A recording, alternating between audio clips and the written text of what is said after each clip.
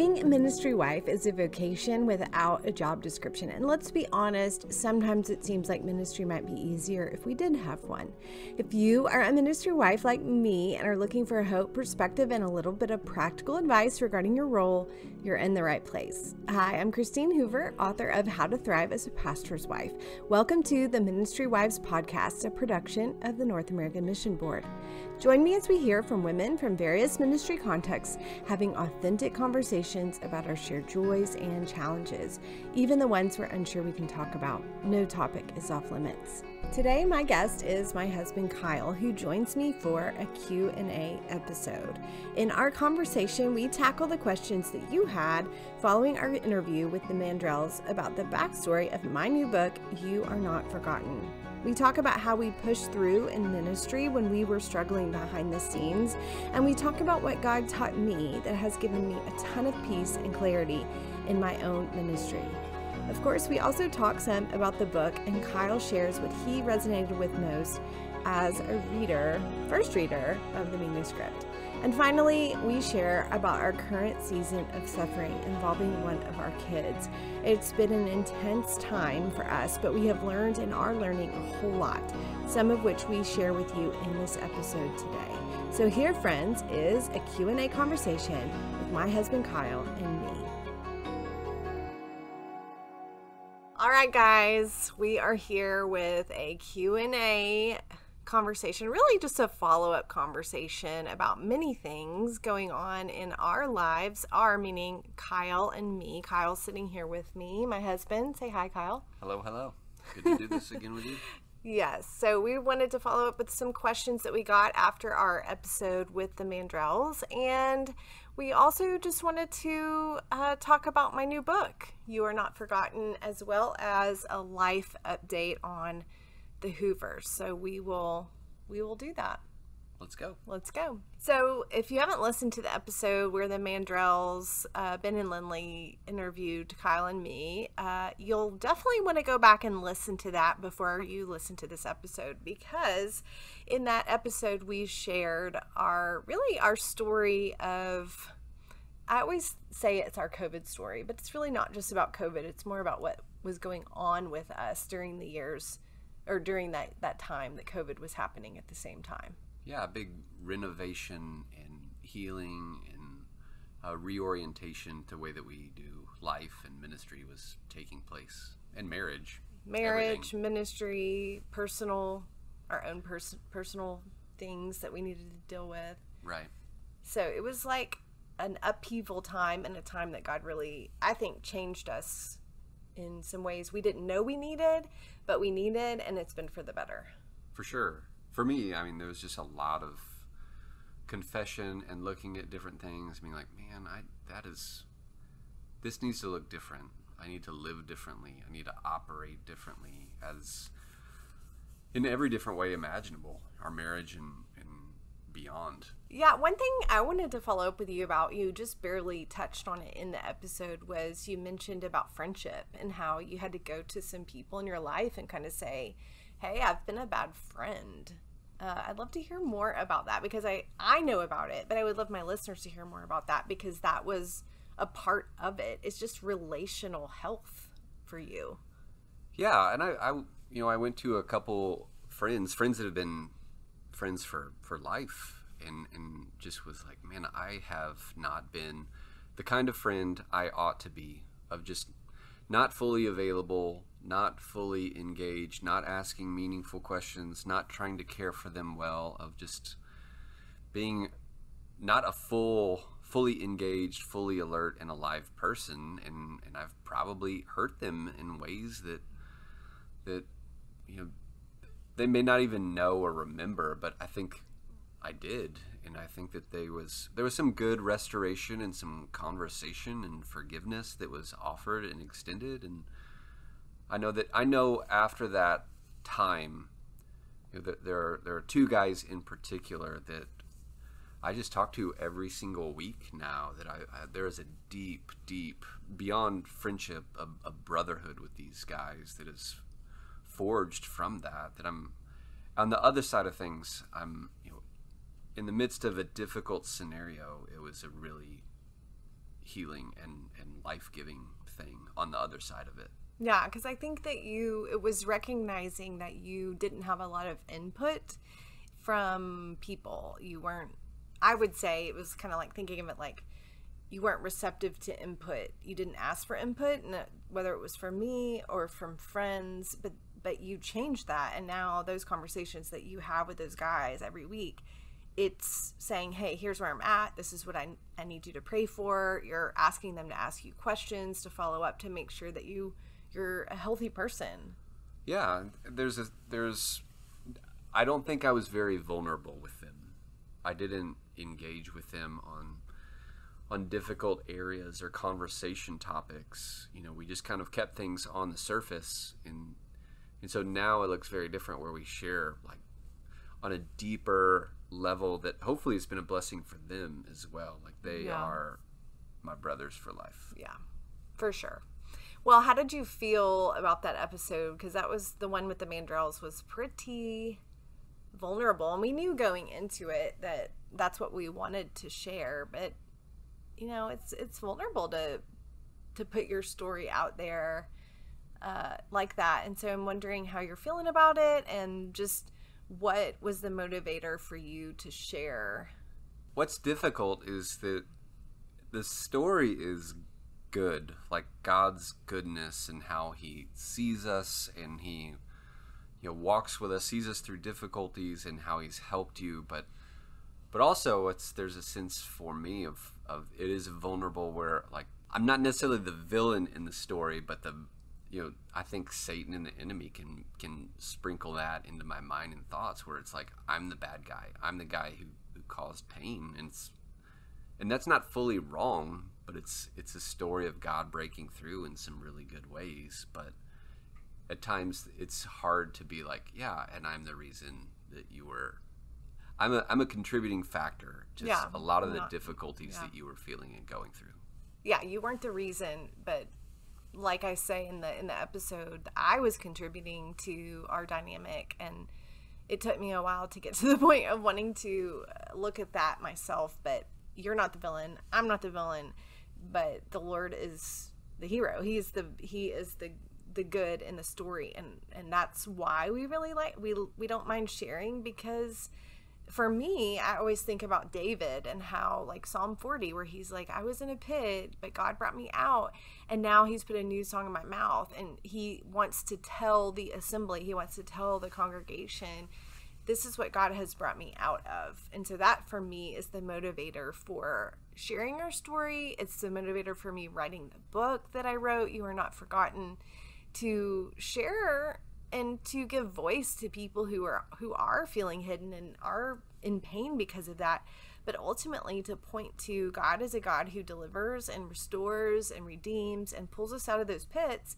so we can use our story to point to his goodness. And that was my goal in writing. Yeah, for sure. And it's, people who have talked to me about that episode of your podcast have there's a little bit of a twinge, like, oh no, they know more about me being a doofus and really it being a hurtful situation. But the stories that they're telling is to me at least, have been stories of help and healing and restoration. Like I've heard some really great things about people, and they're talking about as a husband and wife, or they're talking about the way they do ministry together. And so if it serves and is a help and a blessing, then I'm all for it. Yeah, especially for pastors and their wives. I think when we were going through this, I remember thinking, you know what? I bet a lot of people go through this, like pastors and pastors' wives, or just anybody in marriage. People go through this, but they might be in a position where they feel like they can't really tell a lot of people they're going through that. And so I just thought, I bet this is more common than it's not just us. And so that also, I think, is part of the reason why we wanted to share the story. Yeah, and I know one question that you've gotten from the episode is kind of how you push through when you are sad and working through difficult times. I don't know if that's a question just for you or if it's for me. I think it could be for both of us. Just how did we push through? Because we were still very much engaged in church life and ministry, and of course raising children. But I would say one thing that we did during that time is we did pull back a little bit, and making time for a lot of conversation. I mean, I remember almost every night you would come home from work and we would sit in our room for a couple of hours just talking through things, we worked through the book How We Love, which we highly recommend. Is a workbook and a book that is written by Christians who are counselors, psychologists, and that we have recommended that book to so many people. So it was just so meaningful to us because it was a lot about emotional health and connection with our spouse through emotions and like attachment theory and psychology. Yeah. So we worked through that together, and we would spend hours every night for a while just talking and really reconnecting. I think a lot of it was reconnecting and realizing, hey, we've got to come back together and really, we've got to work on this because we've gotten to a spot, not that our marriage wasn't, I don't think we were ever like, oh, we're not going to make it. No. But like we want to be good. And so what are we going to do to get there? I think certainly, staff folks noticed that I was undergoing something. I think it was, there's noteworthy where at the old church office, I would go back in this back room that had a study. I was probably there more often than normal, and I think I was asked about that. And then also just in my preaching, I think it came across that I was telling people from the pulpit that I was struggling and working through things, and a season of confession and repentance, and just God was at work. Yeah. And but it was hard. It's hard to lead while you're hurting. Mm-hmm. And I think that was a really difficult thing. But honestly, it was a blessing that we were going through COVID at that time, because our church did not have a building, and so we had to, wherever we met, we had to abide by the rules of whoever was hosting us, and we had to wear masks during that time in the service. And so I could kind of hide behind that mask, and that was honestly, that was a gift to me. That there were times where I'm like, I do not have what it takes to smile. I do not have what it takes to talk to people. And so I would come and sit down, which was uncharacteristic of me. I normally greeted or was in, talking to people, but I would just go and sit, and I would leave pretty quickly after. And that was also uncharacteristic of me. But I just needed that space just to be a believer, to come to sing songs and cry while singing them, and receive the word, and sometimes from, most of the time from my own husband, who I was struggling to listen to. But I honestly, what you just said, I remember that sermon. I remember one of those sermons very vividly, and how impactful it was for me to hear the things you were saying, knowing what you were going through behind the scenes. And so I would say we did push through, but at the same time, I think we gave ourselves permission to not do some of the things that we normally would have done. Yeah. And that's okay. Mm-hmm. And we pushed through with community. We had people who knew what we were going through and knew that we needed prayer, and we needed space, and we needed encouragement.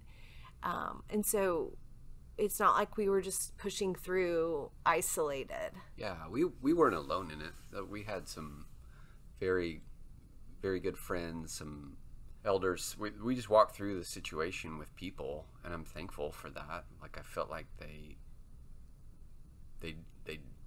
showed us love and care. Yeah. And I'm really grateful for that. We also went to Crosspoint, which is a ministry for pastors, anyone in leadership and ministry in the church. We spent maybe 24 hours maybe with them, and they're just a couple who kind of just helped us to kind of work through. That was even later in the game, because we were like, we still feel like we need some outside help to figure out where we go from here. So One of the questions too that we got was, is this the reason why you moved and you changed ministry roles? How would you answer that? I wouldn't say, no, I wouldn't say that that's why we moved. We didn't move because of that at all. Like I think we were in the process of things, we were trying to rethink through how things could be different, but there were no intentions of moving. You know, the opportunity came out of nowhere for us, and I just had a deep sense that that's what the Lord wanted. So I don't think we were never looking. We weren't looking to leave. We were trying to make changes in the context where we were in terms of how we did ministry and marriage, and so we were full on working that out. So we weren't like, how do we from this? Yeah, how do we pull the escape hatch, or how do we run? But the Lord brought this opportunity to us, and it was very clear to us pretty quickly that that's what he was leading us to do. And so I do think that the time, though, prepared us to leave. It prepared us to, and when I say leave, it's not to prepare us to leave, but to prepare us for these roles that he was calling us to. Yeah, I think that if we wouldn't have learned a lot of the lessons that we learned, I think if we would have left without learning those lessons, I think that it would have been a tough scenario and a tough transition for us, where it's been pretty easy in light of how long we were, at our previous position. Yeah. So I think it was just the Lord led, and he provided a unique opportunity for both of us here in this new context. And so that's why. I don't think that without going through that, we could have done what we're doing now, because for me, I was like flailing, almost like flailing for anything that felt validating, or like people seeing me, seeing what I had to offer. And through all of that got kind of refined out of me, where it was like, it doesn't matter. It matters what God sees. It matters what he's called me to do. And I can walk in that confidently, even if other people don't see it or don't affirm it. And so I feel like now where we serve, I feel where I might have felt before some grasping at things, I don't feel like that at all now. And instead, I feel like I'm able to be very grateful for opportunities that I have, but I also don't feel like I have to have those things in order to know that I'm valuable to the kingdom of God and to the church. Yeah. Well, let's talk about the book, because the book is out. You Are Not Forgotten, Discovering the God Who Sees the Overlooked and Disregarded. I think that this book is my most vulnerable that I've ever written, like by far. And so that makes me a little nervous, just like the podcast episode being out there makes me a little bit nervous. But somebody asked me, well, why did you write the book, or how did you know that you were supposed to write this book? And I was thinking about it the other day, and I realized, the idea and actually the contract for this book came when we were still in Charlottesville. And so some of these things we're talking about hadn't happened yet. But the message of the book was already imprinted on me, because God had taken me through this process of showing me what I just said earlier, that he sees, and that's what matters. It doesn't matter what people see or affirm in me. It matters what he sees and affirms in me. I haven't done a ton I've certainly read the story of Hagar, but I think what you do, you really present that story in a beautiful way. It's a story of pain, but it's a story of like God seeing someone in the midst of their pain and maybe doing different things in their life than what they would have thought, but his goodness and his care over someone languishing is just really hopeful. And that story woven together with your story is just a beautiful picture of God's heart. Yeah. I think one thing for me too is, and I want to be very clear, and when you read it, you'll see this book isn't a book just about, oh, God empathizes with you and God's just sitting with you in this pain. He does that, but then he requires obedience. You know, he tells Hagar to go back to her life and to live, and she does. And so there is a part of the book where it is God saying to be obedient to me, and to know that I see you is to act according to who I am, meaning you're going to forgive those who have hurt you, and you are going to trust me that going back to your life and living, that I'm going to take care of you, and I'm going to advocate for you, and I want you to live according to your gifts and not just wait for someone to kind of pull you up and say, okay, now it's your turn. And so there was a lot of obedience that also had to happen, not just, oh, God sees me and so I feel warm and fuzzy. It's like God sees me and he's asking me to do some pretty hard things in response to that. And so that is a part of the book as well. I think what I enjoyed about the book is that it's not just a fairy tale and it all ended well, and because this happened or that happened, but it's a story of trusting the Lord in the midst of it, and believing that God will take care of you and also call upon you to trust him and obey him. And Yeah. I think that I appreciate that it wasn't just a kind of a movie script kind of an ending where it's just this, and they all ended up being happy. Where Yeah. it's a gritty story of faith and trust. Yeah. Yeah. And why I wanted to write it and how I knew that I wanted to write it, one is Kyle. He encouraged me to write this. He encouraged me to say this, you know, he saw a big change in me and he fully supported and cheerleaded that process. But I also, like I said earlier, I felt strongly that God had done something in my life that was good. And if other people are dealing with these things, and I know that they are, I want them to trust God too. I want them to know God sees you and you can trust him and you can obey him, and he delivers and he redeems. So that's why I wrote it. Yeah. It's good. So I hope you guys will get a copy of it and you'll read it. Let me know what you think.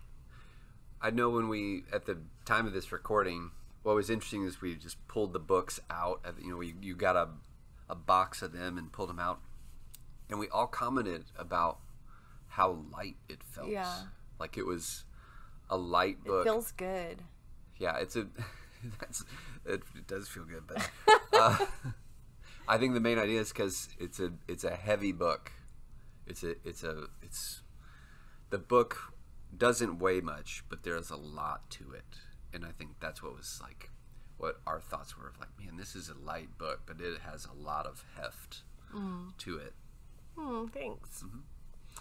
Well, and something we mentioned in the Mandrell episode, I don't know if anybody heard it, but I think, you know, what God taught me in that season is what is carrying me through our current season of suffering. And so we wanted to talk about that some. I don't know if you, listener, are aware. I have put things on social media and in my newsletter, but this past 5, 6 months, 7 months, we as a family have been walking through a whole new season of hard and pain and sadness and suffering. And so we wanted to talk about that for a little bit and just kind of update you on our life and what's going on, what we've been learning about God through it. So I guess I'll just tell the story and you can chime in. Sure. Kyle and I have 3 boys that they are 20, 18, and 16. And in October of this past year, we got a call from our oldest son, who is a junior in college in California, that he was in the emergency room. And we knew he was going to the emergency room, that he had been having some weird symptoms and just had been sick. Yeah. And he just couldn't keep food down, and it had gotten to the point where he needed to go to the ER. And so he went, and we were waiting for some test results, and it was about 11:30 that night when he finally called and said that the doctor wanted to talk to him with family listening. And I don't know about you, Kyle, but in that moment, that was like, we know something is about to come, but I'm not sure that I thought it was going to be what it was. No, and so it wasn't just a doctor. I remember when she introduced herself as an oncologist. Oh, I don't remember that. Yeah. And I was like, what? You're not an ER doc? You're an oncologist? And then that's when she said that he had cancer, and it had spread all over his body to his brain, heart, lungs, spleen, and stomach. Yeah. And so, wow, we heard that, and I mean, just even right now, I'm kind of stunned even rehearsing or recalling that. But receiving those words when you're thousands of miles from your son is really challenging. And so we got off the phone. They kind of told us next steps, and we immediately looked at plane tickets, and Kyle got on a plane at like 6 a.m. the next morning to go to California for Will to have surgery, and he did get there in time for his surgery. Thankfully, Will, he runs cross country and track and has a great team and great coaches, and his coach was immediately there with him as soon as he got the diagnosis. And so that was such a blessing to us to know as parents that someone was with him. But Kyle went out there. I stayed back to tell the kids, our other two kids, and to begin calling family and friends and just telling them. It's so hard to tell that news to people that you love and that love your son. And so we were just in shock probably for the next month. I don't even know how maybe long we're still in in shock. But he had surgery in California. He was in the hospital for about a week. Kyle was there. I went out to meet them for the big pathology report, and he had to withdraw from school and move back home with us to live with us in Texas, and begin round after round of chemo. And he was very, very sick at the beginning, and before chemo even started, and that was probably one of the hardest times, was seeing your athletic college athlete runner. He had lost about 20 pounds. He was so weak he couldn't walk up the stairs, couldn't keep food down or drink, and we ended up back in the ER here in Texas. And so it was just really touch and go. And then he started his chemo and has completed 4 rounds. And where we are now is, do you want to say where we are now? Yeah, we're in a season of still waiting and watching. And so, we just look at his cancer tumor markers and see if they're continuing to drop on their own. Then we're just kind of waiting and seeing. And if they don't, then there's more invasive things that we'll be looking at. Yeah. But right now it's just watching and waiting. And it's felt like we've been doing that for a while, but that's the right thing for us to do. Yeah. There's probably more details we could share about that, but let's talk about what we've learned, because this has been a very intense, stressful, at times fearful time for us. And so I would love for you, Kyle, to share what you have learned, anything you've learned, but I'm thinking like about God or about yourself or about suffering in general, and how to engage sufferers. Yeah. So people tell me all the time, I can't even imagine what you're going through. And I tell them, don't imagine that. Don't spend time. You don't want to spend time imagining that. And so I don't think that there's any way to prepare yourself for that kind of phone call and then all the next things that happen in your life that just transform your existence in a moment. But yet, we have just seen the goodness of God time and time again. I couldn't imagine what this would have been like, but also we've just seen the Lord's goodness time and time again. And I think for me, I've been in pastoral ministry, my adult life, and I have seen the church at its best.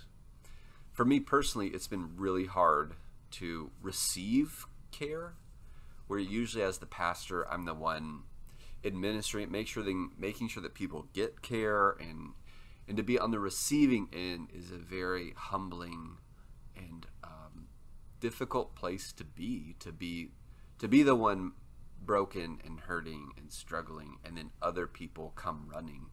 And so it's been good for me personally to not be the giver of care, but the receiver of care. But then also just every church that we have been a part of, we have seen God's people come and just bless us.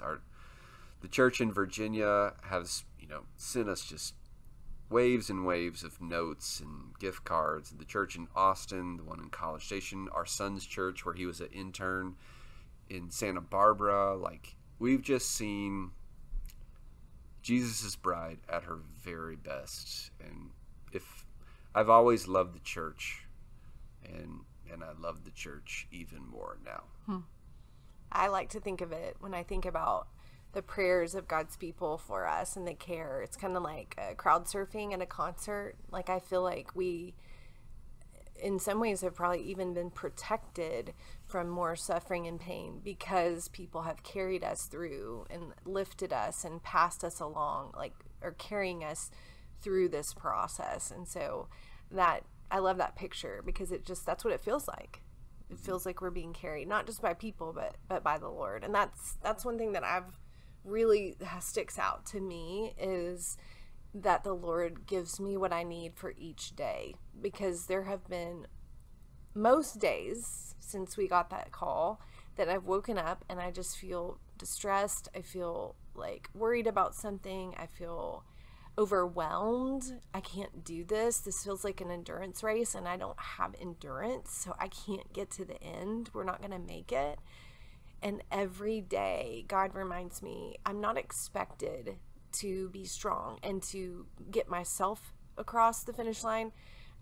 He does that. He is the strength. He is the power. And He has filled me up each day to give me what I need for that day. And then the next day, when I wake up and I have a new distress, or maybe it's the same distress, He will give me, and He has given me what I need for that day. So I feel like I'm learning to live more day to day than I ever have before in my life. And that's a good thing for me because I'm such a planner. I'm such a achiever, run forward, look at the big picture. And it's really forced me to see my need and my dependence upon God and to rely on Him every day for that. Yeah, we can't plan far in advance because we don't know what will be required. And so your world has to get really small. And there are times then that's been really hard for us. Mm-hmm. And then there are times where that's been almost like a sweet gift, where you just live one day at a time. Mm-hmm. And circle up. Especially the first few months, we just circled up family of 5. Like we couldn't do much else. No. And that was good. That was right and good. So anything else that comes to mind that you've learned through this? I think it's been interesting for me to learn how to engage with people and how people engage with us about it, of how to help others, what's helpful, what's not helpful, those kinds of things. And so I think what would be awesome if we did is, just within Christendom, Christianity, we all went through, like, here are things, here's how to help people, here are things to say, maybe what not to say. And so I think that those are understanding how people see us and view us and how they respond to us with what we've walked through. And in reality, everyone who is engaged with us has been loving and kind. Yeah. It's just how nuanced and were they able to do that? And so there are times when people will say something and I'm like, man, that's not very encouraging, or it's odd, or it doesn't relate, and I just have to tell myself they don't know what to do and they don't know what to say, but they're trying to say something. Yeah. And I just have to chalk that up as don't get upset about that, but just they're trying to express love. Yeah. And I think in reality is we don't know what to say because there's nothing that someone can say that is going to take away. Like, we wouldn't have been able to hear from anyone and then been like, oh my gosh, we don't feel the pain and hurt anymore. Right. It's just gone. So I think there is a sense of just understanding that a lot of times we don't know what to say. And so to receive whatever is said as expressions of love and care from people. We've talked about it as like an endurance race. And I think as we think about racers and what people need when they're racing is they need encouragement. I have found that to me is the most helpful thing, is if somebody says, you're doing well, keep going. You're trusting God, keep going. Because instead of encouragement, a lot of times what you get is a lot of questions about the sickness or what's the latest or what's an update. And that can be very, very exhausting for the sufferer, for the endurer. Because it's kind of like, as Kyle said before, sometimes when you're running the race, people hand you weights. And then there are some people who take those weights away and for me, that's been through encouragement. But sometimes the having to explain it again, for the 100th time, that feels like being handed a rock or a weight while I'm running. And so that's something that I've learned is like, sometimes less is more. Just saying a quick, like, I'm praying for you. That's what's encouraging for me, is when people just say, we're praying for you, we're praying for your son. And then if they get specific about when or how, that's extra meaningful for me. Like, some folks are like, we pray for Will every night at dinner time. And I'm like, oh my gosh, thank you. That's super like encouraging. That. And so those are the kinds of things. For me, I get encouragement when I know that someone is talking to the Lord about us and our son. Yeah, for sure. I think one thing that feels like a weight added is when someone's emoting how they feel or how they might feel in that situation, and it's almost like, here, can you please hold what I feel along with what you feel? That's really, really difficult for me when I'm running an endurance race. So that comes to mind as well. No doubt. Yeah. But so all that to say, that's where we are. We're hopeful that Will be able to go back to college in the fall, but that's all in the Lord's hands. But we are doing well, wouldn't you say? Correct. Yes. I think we're doing well. The Lord has provided and cared for us. I think both of us wake up each morning and we seek the Lord to help us day by day. Yes. So please pray for Will, pray for us. There's just been a lot going on, a lot of change with us moving and me taking on roles, and with Will coming back home and going through cancer treatments and all of that. And so I do feel like the Lord is bringing some change for me, and I hope that will still include writing. I am working on a Bible study on 2 Corinthians right now for Lifeway, so that's fun. I definitely see myself continuing to write, continuing to teach the Bible, but I definitely feel the Lord kind of pricking my heart and bringing some things that He wants me to lay down, and so we'll see what all that will entail in the coming months and the next year. That's it. So that's all for today. We just wanted to jump on and say, to answer some of your questions, but also just say thanks so much for listening and encouraging us and praying for us and supporting our family through all that we are going through. For sure. Thank you. Thanks so much for listening to the Ministry Wives podcast, a production of the North American Mission Board. If you found this content helpful, please subscribe, rate, and review us on your podcast platform or share it with a friend. You can find this podcast and other helpful resources at ministrywivespodcast.com. Hi, my name is Catherine Renfro, and I serve as the National Director of Women's Evangelism at the North American Mission Board. Studies show that women make up 50 to 60% of any given church. Imagine the impact if women are mobilized to live on mission in the places where they live, work, and play for the sake of God's kingdom. For free resources to equip women to live out the gospel, check out the Women's Evangelism Hub at namevangelism.com/women.